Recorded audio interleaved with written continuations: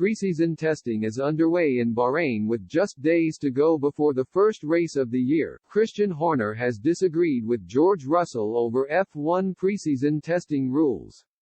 The Mercedes star called for F1 bosses to allow teams to run two cars in Bahrain with just 3 days of running allowed before the first Grand Prix of the season.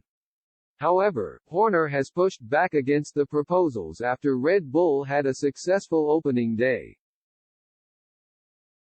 The team principal denied he wanted to see changes and claimed 3 days was enough. Horner said, "Look at the reliability we've had, we had one red flag very early on and that rectified pretty quickly.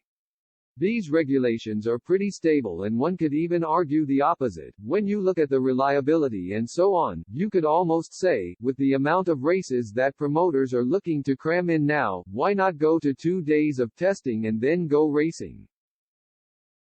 Because if that does create a little bit of a more mixed field at the beginning of the year, is that such a bad thing, and you've enough of the year left to sort it out?"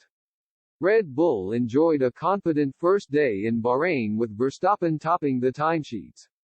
The Dutchman set a 1:32.837, a fraction ahead of Aston Martin's Fernando Alonso but 0.4 faster than Carlos Sainz's Ferrari.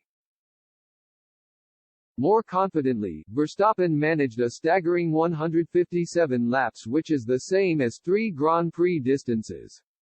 Mercedes managed 160 laps between their two drivers with Hamilton P6 and Russell P9. However, Verstappen raised fears over the lack of running ahead of the test as the Silver Arrows desperately try to find form after a disappointing 2022.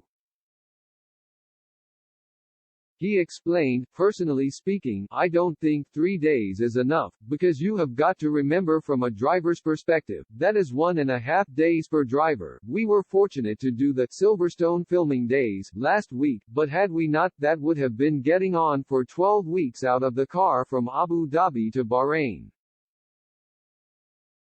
Could you imagine Rafael Nadal spending 12 weeks without hitting a ball and then going straight into the French Open with 1.5 days of training? You know, it just wouldn't ever happen.